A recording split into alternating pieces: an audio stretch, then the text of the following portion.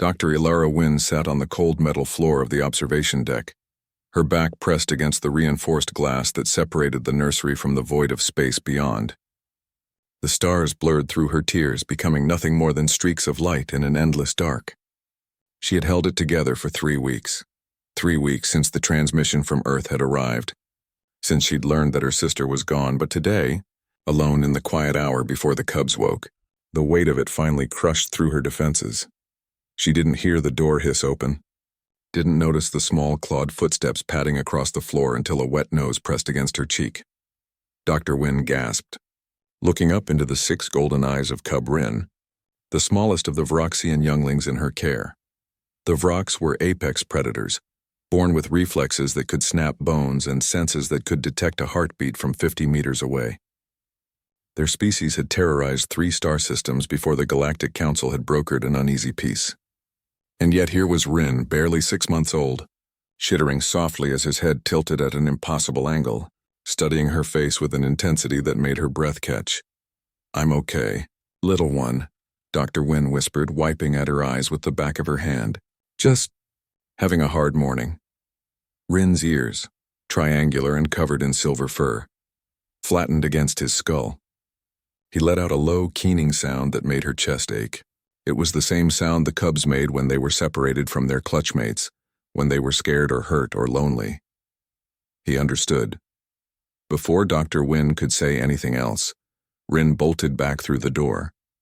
She heard his claws scrabbling on the metal grating of the nursery corridor, heard his urgent chirps echoing through the station, then silence. She let out a shaky breath and pulled her knees to her chest.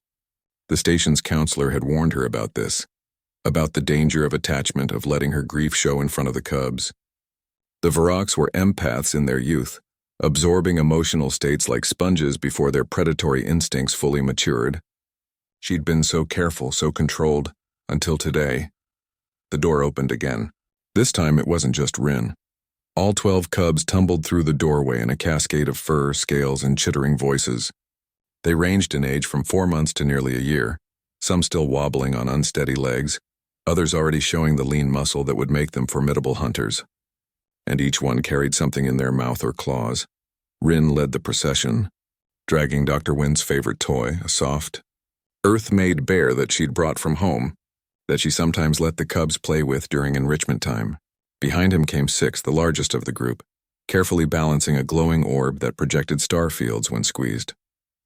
Then Kayla with her tattered blanket, Voss with his puzzle cube, Tira with the musical stones that chimed when struck together.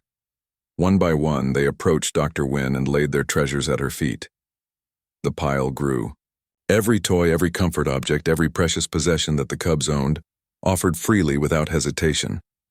A sonic rattle, a holographic spinner, a chunk of crystallized nutrient paste that one cub had been hoarding for days, a shed scale that still glittered with bioluminescence. Dr. Wynne's throat tightened. "No," she whispered, reaching out with trembling hands. "No, sweethearts, these are yours. You don't have to—" But Rin climbed into her lap, his small body vibrating with a purr that sounded like distant thunder.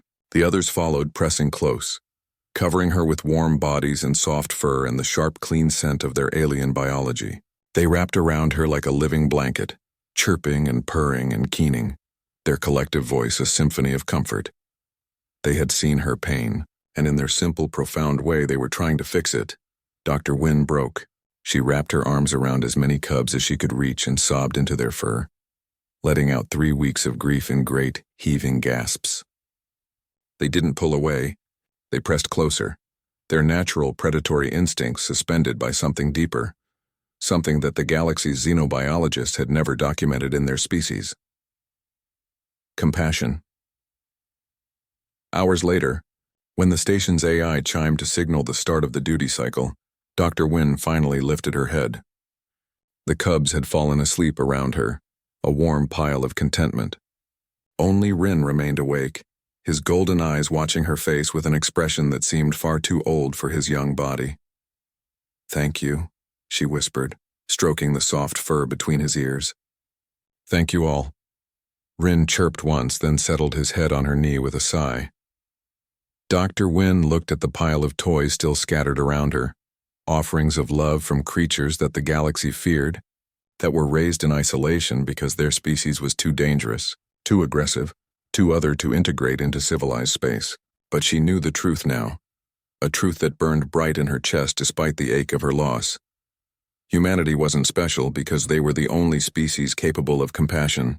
They were special because they recognized it in others, even when it came wrapped in claws and fangs and predatory instincts, even when it came from cubs too young to speak, but old enough to understand that pain was universal, and love was the one thing that transcended species. When the morning shift supervisor found them an hour later, she raised an eyebrow at the sight. Dr. Elara Wynne surrounded by sleeping Voroxian cubs, tears still drying on her cheeks, a small mountain of toys piled around her like offerings at a shrine. "Everything all right, Doctor?" Dr. Wynne smiled, the first real smile she'd managed in weeks. She looked down at Rin, who cracked one eye open and chirped softly. "Everything," she said, her voice steady, "is going to be okay." And for the first time since the transmission from Earth, she believed it.